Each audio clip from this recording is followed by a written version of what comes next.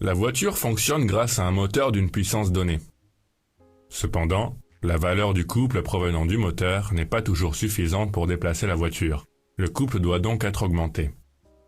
Plus la vitesse de rotation des roues est faible, plus le couple est élevé. Dans les systèmes de transmission, le couple du moteur est modifié en réduisant ou en augmentant le nombre de rotations par minute. C'est le régime.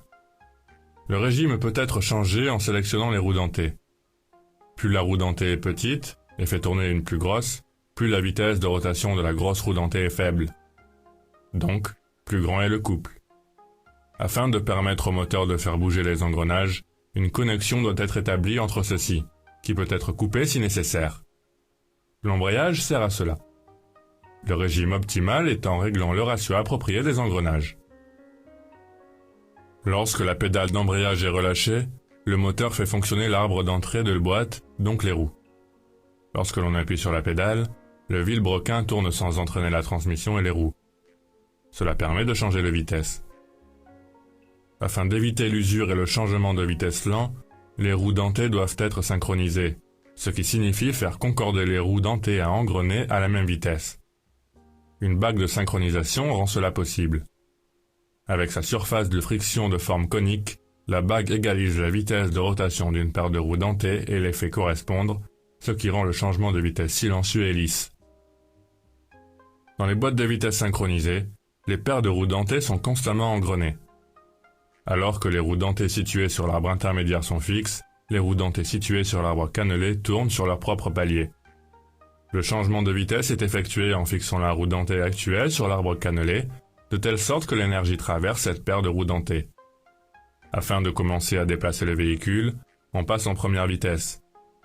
La trianglerie, à l'aide de la gaine qui est rattachée, fixe la première roue dentée sur l'arbre cannelé. L'énergie circulant dans l'arbre d'entrée de la boîte se déplace de la plus petite roue dentée de l'arbre intermédiaire vers la plus grande roue dentée de l'arbre cannelé. Puisqu'un plus grand couple est nécessaire au démarrage, la première vitesse possède le plus grand ratio, ce qui signifie que la plus petite roue dentée est engrenée avec la plus grande. Lorsque le véhicule a atteint une certaine vitesse, moins de couple est nécessaire à le garder en mouvement.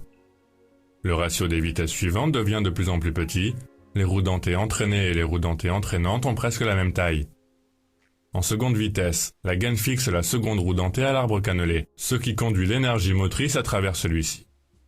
En troisième vitesse, la gaine fixe la troisième roue dentée à l'arbre. L'énergie motrice traverse la troisième roue dentée de l'arbre intermédiaire et la troisième roue dentée de l'arbre cannelé. La vitesse augmente alors que le couple diminue. En quatrième vitesse, la vitesse augmente encore et le couple diminue. Dans ce cas-là, l'énergie motrice va directement vers les arbres d'entrée et de sortie. Aucune roue dentée n'est impliquée dans la distribution. Le régime du vilebrequin du moteur est égal à celui de l'arbre de sortie, d'où le nom d'entraînement direct.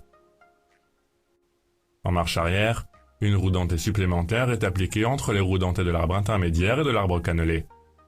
Elle modifie le sens de rotation de l'arbre de sortie, ce qui déplace le véhicule vers l'arrière. En faible vitesse, le véhicule est plus lent, mais pousse plus fort.